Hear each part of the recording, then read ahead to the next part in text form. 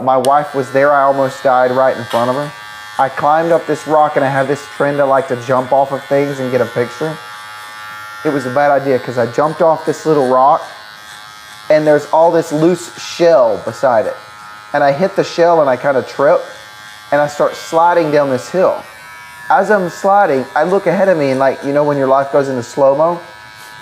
Yeah. There is looks like a Western movie, a mine shaft, a literal mine shaft. And it was like a gold mine or something in Death Valley. And I'm sliding straight toward it down this like steep grade, and I can't slow down. I go right into the hole, and I thought this is the end.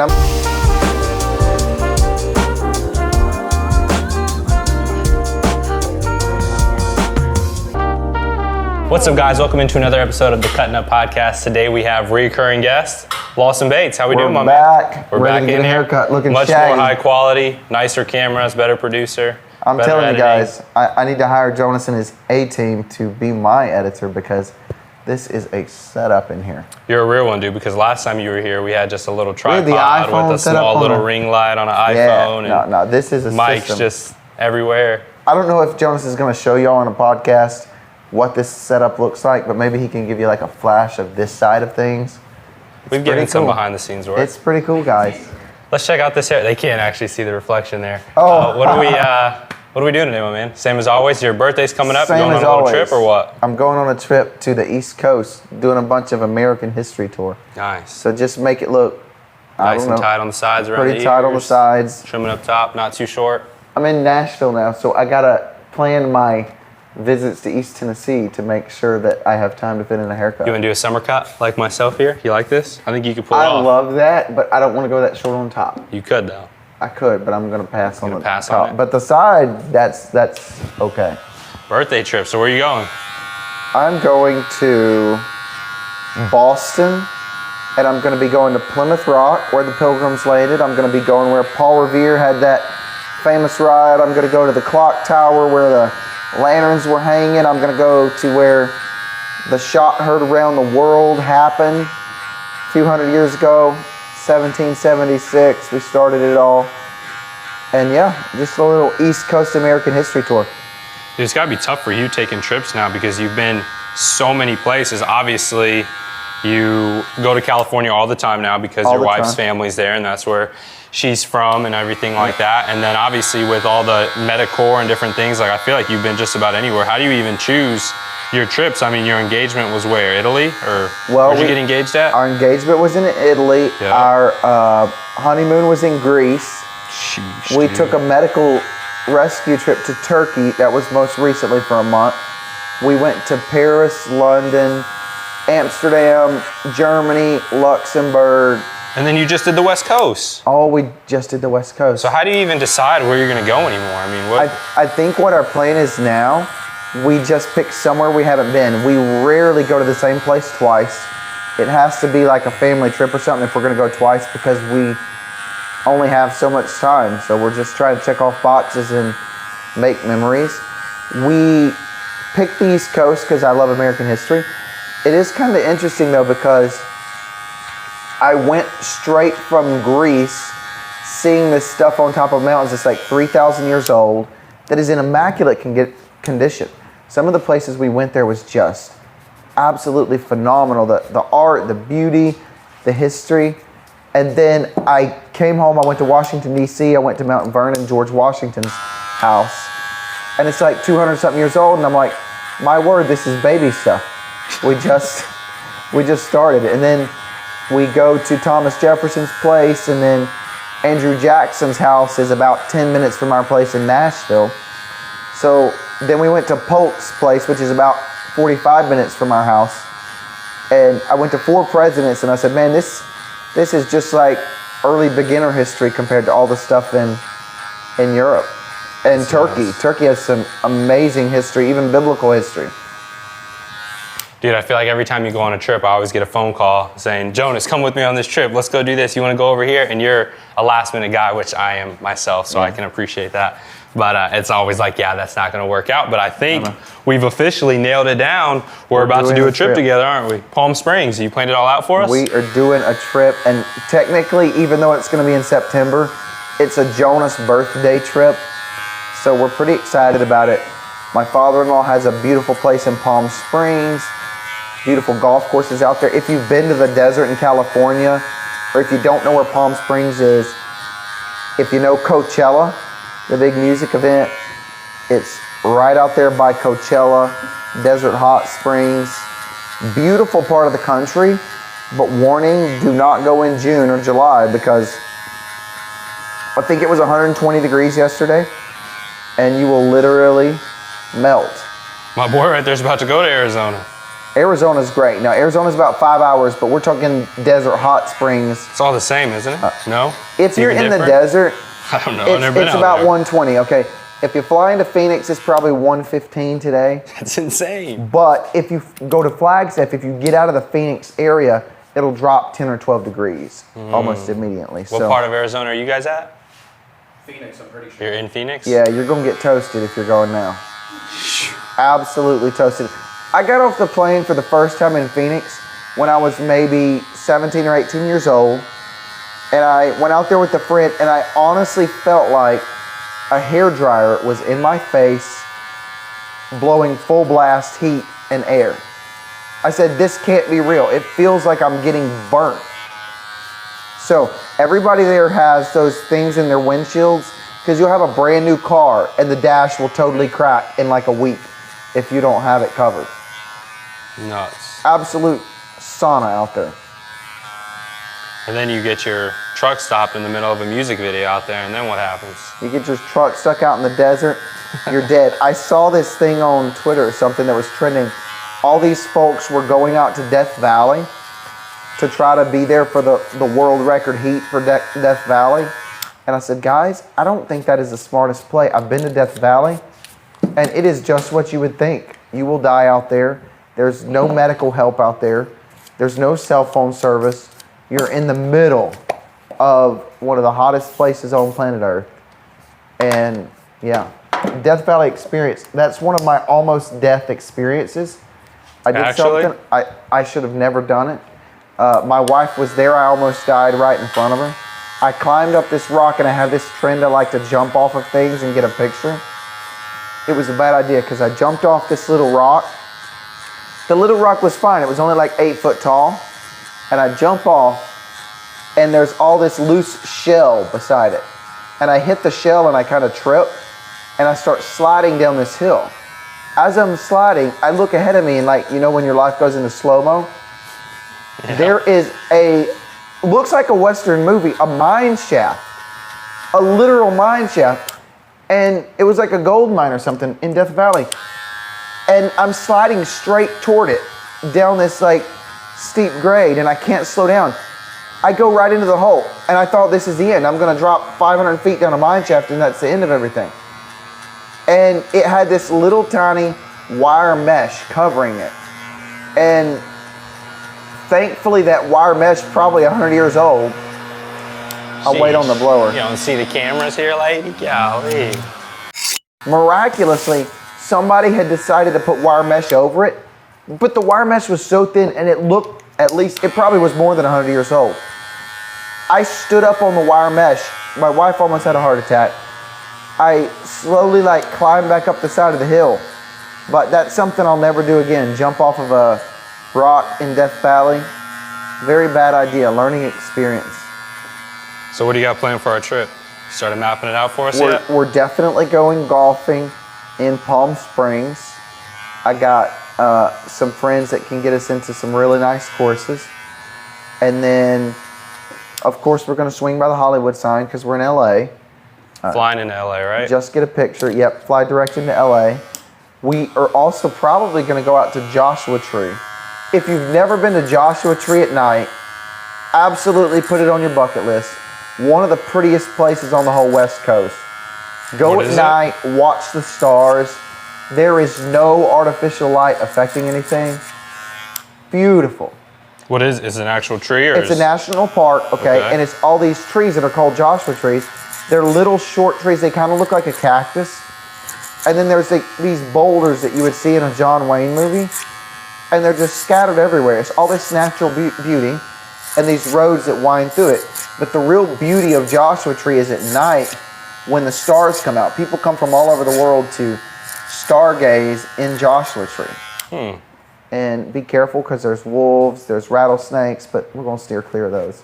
The good thing about rattlesnakes in California is they don't like to be disturbed, and they really aren't going to attack you unless they're cornered. So if you kind of shuffle your feet and pay attention, you'll hear them because they will make noise and rattle before you get to them. It's not like a copperhead where you just get bit out of nowhere. You'll hear them unless you're just being dumb and oblivious. So now, as my guide, you have to protect me, right? I'll do the best I can, but no promises made. Okay, I got a question for Jonas because you're here in Knoxville. Yep.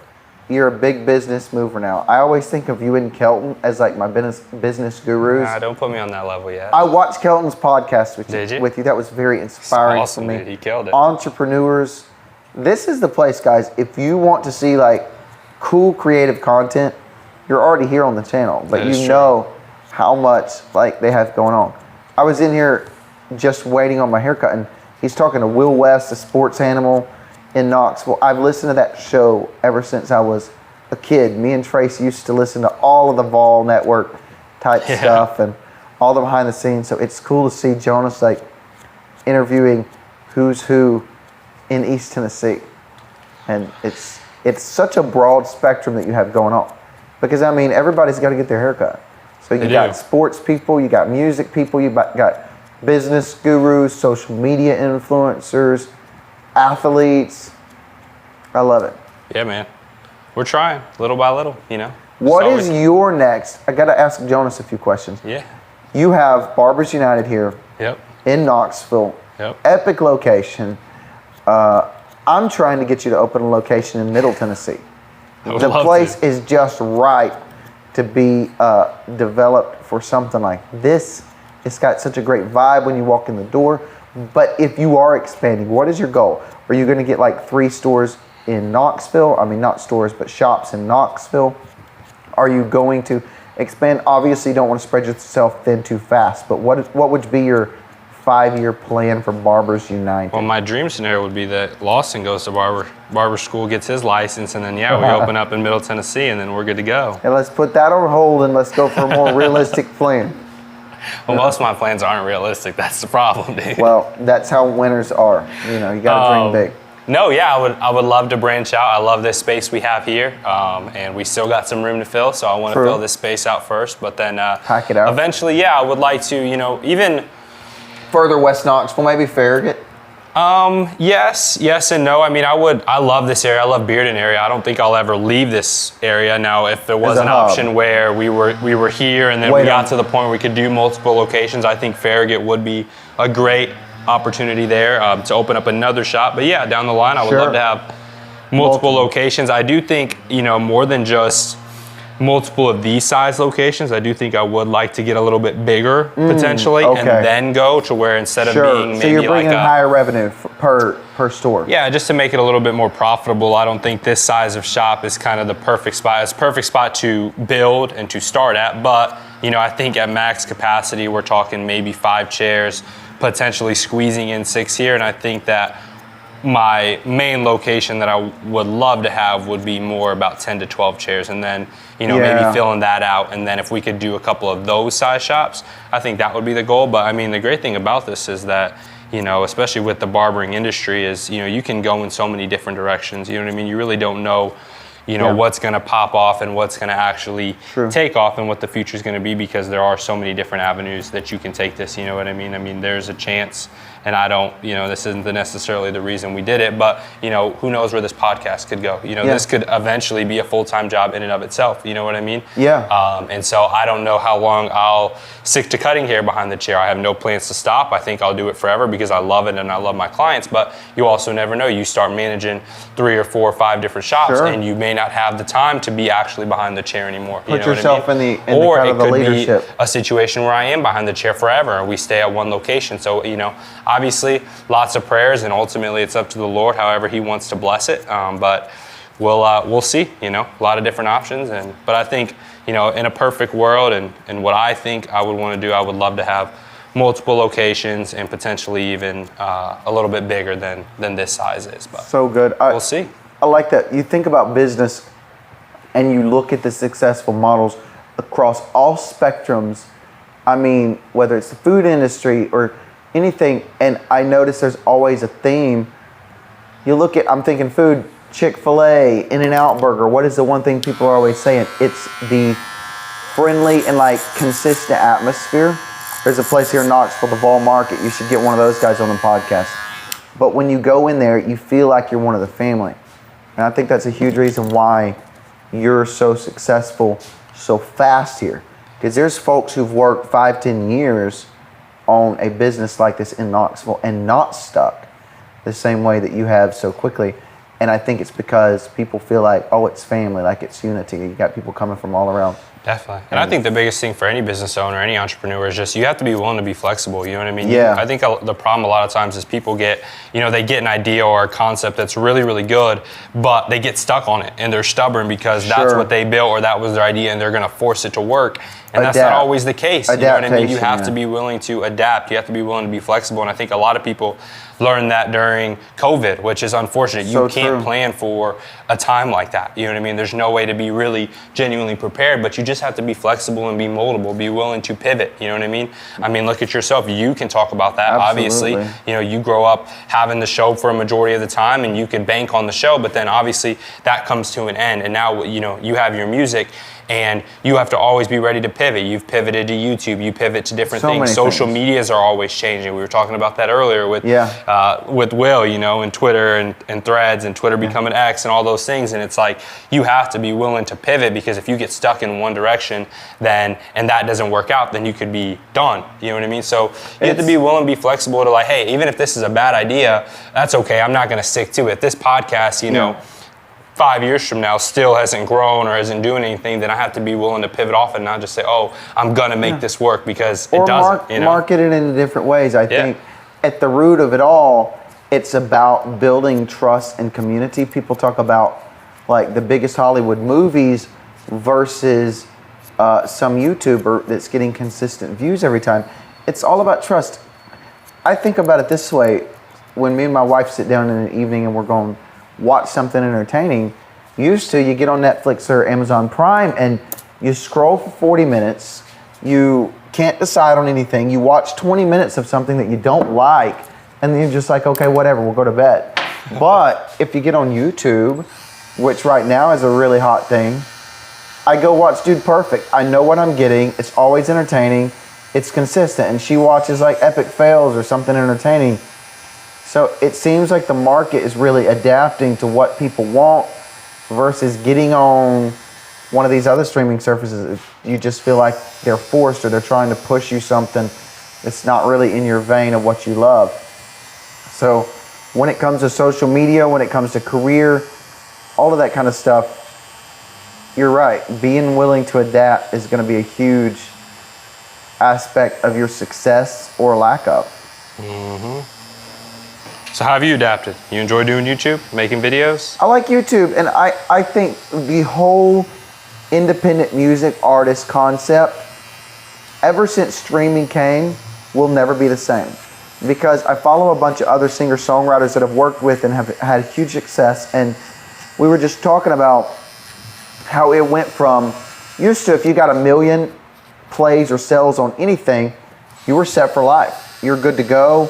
You have everything, golden because people bought a record. And now you can have 1 million streams on a song. And even if you own your masters, you own everything. You own your publishing, which is extremely rare that somebody owns all of that. You're going to make about $4,000 per 1 million streams on Spotify. And somebody... If you think about it, that is nothing. That is pennies. Just hiring a studio day with the producer, engineers, and marketing, all of that kind of stuff, you got to pay bills. It's not sustainable. So I see people that say in the artist industry, in music, you really have to be wise and creative in where you put your money toward and be diverse. So a huge way that artists make their money is not streaming. I've had I've been very blessed to have millions of streams, more than 10 million streams on different platforms, from Spotify to iTunes and all the different places. But you have to have live shows. You have to sell merchandise. You have to diversify. You have to look into VIP experiences and really make it about the fans, because at the end of the day, that's what's going to keep things going for you and help you keep doing what you love. But you can't just sit back and say, oh, I'm going to put out an album once every 2 years and I'm going to pay the bills. It's not going to happen. You have to be able to delve into creative ways to try to balance your own budgets. And that's what you're doing kind of here with your place. Obviously, the cutting industry is great, but that's just one aspect. You're trying to get local connections, build, genuine relationships with community, and then also, doing the podcast, stuff like that, sharing interesting stories. Interesting stories. True or false, you cheat at Madden to win? I will say, guys, I vouch for Jonas in so many things in life. A great dude, a great friend, solid character guy. Cut. But if you ever go to this man's house and play him in Madden, he's an absolute crook. He has no integrity when it comes to getting a game controller in his hand. I have beat him like a dog so many times. You have not. And every single time, there'll be 30 seconds left, I'll get an interception. He will do the blue screen of death on Madden. What even is the blue screen of death? He hits some button that covers up the screen and lets my guy fall down. Crooked, shady. Lets your guy fall down. No Character. I could go on a rant for 30 minutes, but as good as this man is, if you put a game controller in his hand, he should be in a prison cell because he is shady. I've been playing Madden my whole life. I'm just good. No, he's just cheating. That's all there is to it. I have a great record against him, even with the cheating. I'm like 70% win ratio, but I don't know if I can play anymore because it causes. You want to play tonight? Stress. You're in town tonight, right? We can go play. Settle this debate. I don't think so. We can live stream it for the people. They can see the truth. It's not worth my mental sanity. Clarity, my mental clarity. My man. You going to any Vols games this year? We're going to go together? I got a game that. Are we singing? We singing at any games this year? Definitely. Basketball? I'm going to be singing the Football? national anthem for Tennessee men's basketball. We should get that game tickets on the floor. That'll be really fun. That would be fun. We'll do a men's basketball game, SEC game, and then I'm scheduling some Vol baseball games this year because baseball is really good and it's a fun atmosphere. They've expanded the stadium, so that's going to be good. But yeah, go Vols for life. We're going to have a good year this year? We're going to have a great year in all sports. I really think this is going to be the breakthrough year for football, though. I think we're back like... You don't think last year was a breakthrough year? It was an absolute breakthrough year. But with the playoff changing next year, we're going to be in the playoff, of course, next year, not this year. But I really, really think we're getting 11 games again this year. All right, question for you. How long did you grow up in East Tennessee? I was born in Knoxville and... Whole life? Lived in East Tennessee. So you're used to the weather conditions of Tennessee because you've been here your whole life, right? How long did you do landscaping? Did landscaping from on the side, main job, yeah. From 14 years old was when I got my first yard, and I developed it into a very big company, probably 50 different commercial and residential accounts by the time I was 18. And I phased out of it probably when I was 22, 23. So what's that, 8 years, 9 years? 8, 9 years? Almost 10 14 years. to 23-ish? Yeah. 9 years, so almost 10 years. Almost 10 years of landscaping, growing up in East Tennessee.